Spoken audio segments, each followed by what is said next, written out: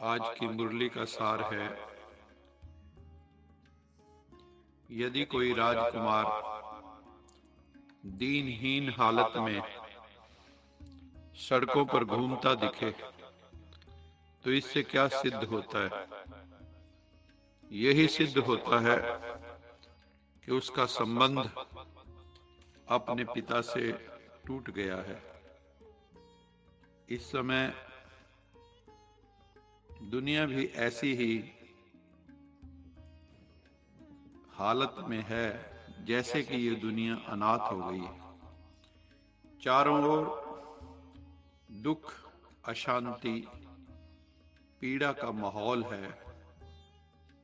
विभिन्न देशों के बीच में टकराव का वातावरण है, युद्ध की स्थिति बनी हुई है। विभिन्न धर्म, संप्रदाय, जातियां भी असहिष्णु होते जा रहे हैं, इंटॉलरेंट होते जा रहे हैं। हमारी सोसाइटी जीरो टॉलरेंस की तरफ बढ़ रही है। इसका मुख्य कारण क्या है? इसका मुख्य कारण है कि सृष्टि के नाथ परमपिता परमात्मा से मानव का संबंध टूट गया है। जैसे उस राजकुमार का अपने पिता से संबंध टूट गया तो वो सड़कों पर भीख मांग रहा है। ऐसे ही स्थिति इस मानवता की है, क्योंकि परमपिता परमात्मा जो सुख शांति का दाता है उससे संबंध टूट गया है और संसार के पदार्थों में, भोगों में डूब गया। ये धर्म गलाने का ही समय चल रहा है। मीठे बच्चे, परमपिता परमात्मा का अवतरण हुआ ही है दुनिया को अनाथ से सनाथ बनाने के लिए।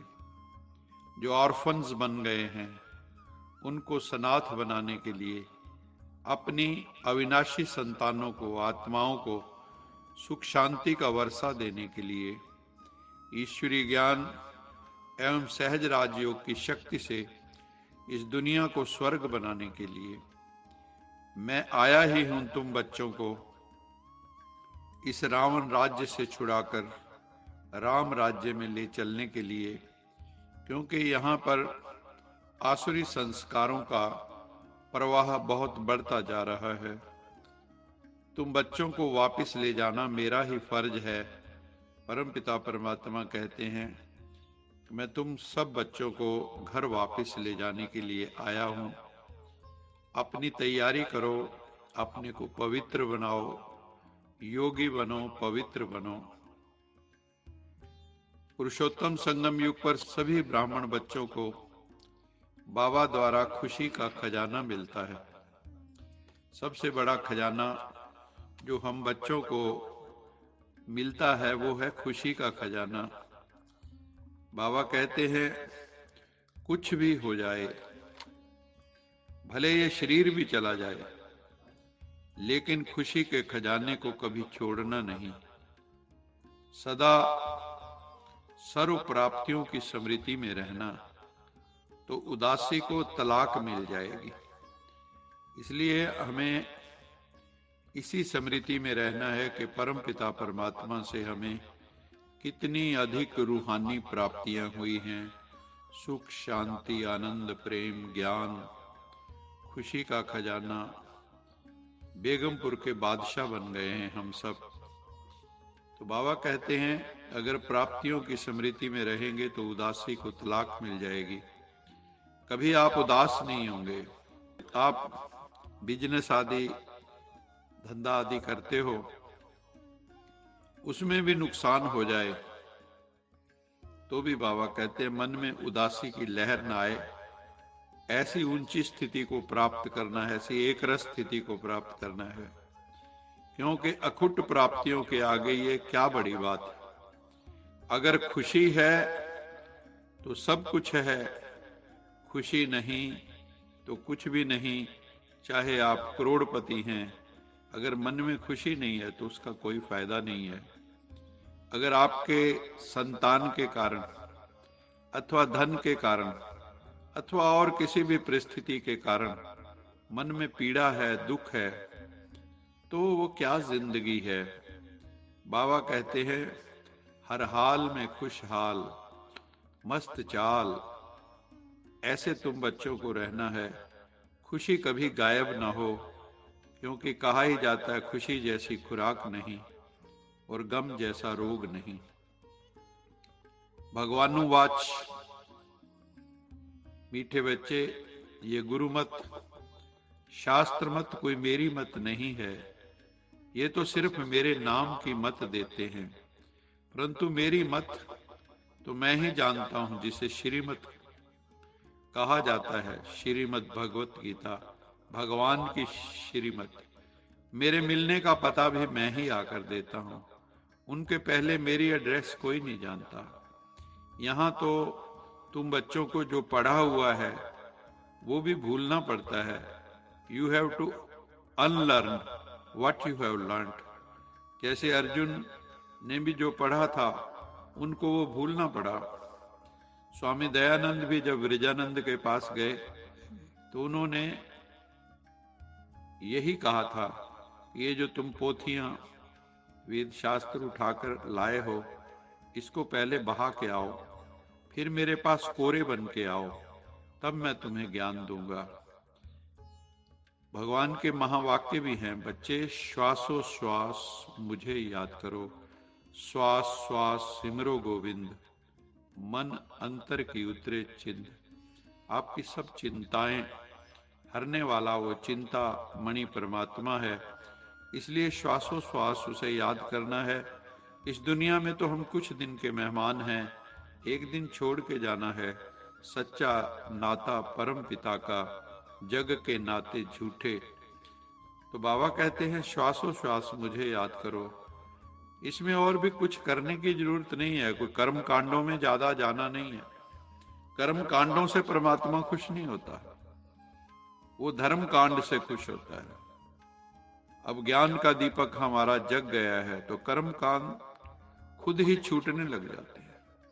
हम तो अब चाहते हैं कि ऐसे श्रेष्ठ कर्मों का बीज डालें जिससे अच्छे कर्मों का झाड़ निकले, वृक्ष निकले। इसलिए मनुष्य जीवन में अपने कर्तव्य को जान श्रेष्ठ कर्म करने हैं, लेकिन श्रेष्ठ कर्म करने के लिए श्रेष्ठ मत का होना जरूरी है। और अगर भगवान की मत पर चलेंगे तो श्रेष्ठ कर्म ही होंगे। बाकी परमात्मा को जो जितना पहचानते हैं उतना ही उनके नजदीक आ जाते हैं और उतना ही वो संपन्न हो जाते हैं। शिव बाबा बच्चों को समझाते हैं कि बच्चे, ये दुनिया एक नाटक है, ये सुख दुख का नाटक है। सतयुग त्रेता में अपार सुख होता है और द्वापर कलयुग में दुख बढ़ता चला जाता है। परमपिता परमात्मा को बुलाते भी हैं क्योंकि दुखी बहुत है। गायन भी है, दुख में सुमरन सब करे, सुख में करे न कोय, जे सुख में सुमरन करे तो दुख काहे को होए। तो सब दुख में ही याद करते हैं, वरना तो कोई ईश्वर को याद भी ना करे। प्रश्न उठता है, यदि हमारा तन, हमारा मन स्वस्थ है और धन की कोई कमी नहीं, संबंधों में कोई खटास नहीं, तो कोई क्या हम मुक्ति को मांगेंगे? शायद नहीं। हम केवल दुखों के समय ही परमपिता परमात्मा को याद करते हैं, सुख आते ही भूल जाते हैं, सुख आते ही डनलप के पिल्लो लगा के सो जाते हैं। बाबा कहते हैं कि भारत में प्योरिटी थी, पीस थी, प्रॉस्पेरिटी थी, ग्रस्त आश्रम था। अब तो ग्रस्त आश्रम नहीं रहा, ग्रस्त अलग हो गया, आश्रम अलग हो गया। ग्रस्त में पांचों विकार घुस गए, 5 विकार नर में, 5 विकार नारी में। यही रावण के 10 सिर हैं। भारत जो महान पवित्र था, जिसके लिए गायन था 16 कला संपूर्ण, संपूर्ण निर्विकारी, मर्यादा पुरुषोत्तम, संपूर्ण अहिंसक, अभी तो कलयुग में सभी अनाथ बन गए हैं। बाबा कहते हैं सबसे बड़ा शत्रु है देह अभिमान, उसके बाद काम विकार, क्रोध आदि 5 विकार जो हैं ये हमारे सबसे बड़े शत्रु हैं। और इन्होंने ही हमें अनाथ बनाया है सही अर्थों में। तो हमें इन विकारों पर विजय प्राप्त करनी है योग बल से, ज्ञान बल से, और कोई तरीका नहीं। काम क्रोध को जीतने का तरीका क्या है? Godly knowledge and meditation, Rajyoga meditation. अगर हम इसका अभ्यास करेंगे तो हमारा जीवन बहुत सुंदर बन जाएगा। फिर बाबा ने कहा, तुम आत्माएं कहाँ से आई हो? तुम मूल वतन से आई हो, तुम परम धाम से आई हो, तुम सचखंड से स्थूल वतन में इस मृत्यु लोक में अभी चोला पहनकर पाट बजाने आई हो। सतयुग त्रेता में तो बहुत सुख था, लेकिन द्वापर कलयुग में पतित विकारी बन गए तो दुखी हो गए। फिर जहां हम रहते हैं वहां सर्वत्र ब्रह्म तत्व फैला हुआ है, उसको परमात्मा नहीं कह सकते। हम सब आत्माएं ब्रह्म तत्व में रहती हैं। बाप आकर जो नॉलेज सुनाते हैं उसी को ही भक्ति मार्ग में श्रीमद् भगवत गीता कहा जाता है। वो इसी की ही यादगार गीता है। आत्मा का रूप क्या है? Star, light, tiny point of light and might. कहते हैं ना, भ्रिकुटी के बीच में चमकता है अजब सितारा। अगर आप मेडिटेशन करते हैं तो आपके मस्तक से रोशनी निकलने लगती है, आपके चेहरे पे रूहानियत आ जाती है, आपका चेहरा ओजस्वी तेजस्वी हो जाता है। ये जो छोटी सी आत्मा है, इसमें बहुत बड़ा पार्ट भरा हुआ है। फिर बाबा ने टाइटल दिया बच्चों को कि तुम बच्चे हो शिव शक्ति सेना। तुम शिव से शक्ति लेते हो और विकारों को जीतते और भारत को, विश्व को स्वर्ग बनाने की सेवा करते हो। इस समय तुम गुप्त तपस्या कर रहे हो। तुम आत्माएं पवित्रता का पालन कर रही हो। तुम आत्माएं पांचों विकारों को जीतने का प्रयास कर रही हो। राजयोग के बल से तुम राज्य प्राप्त करते हो।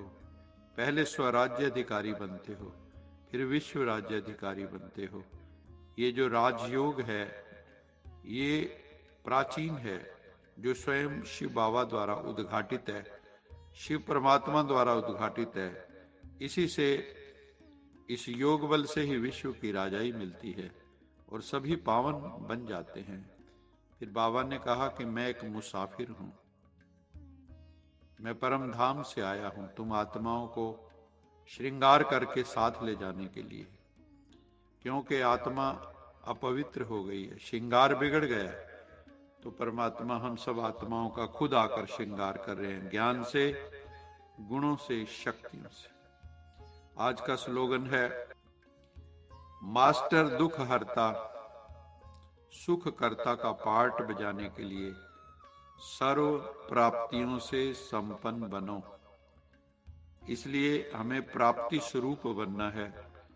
जितना हम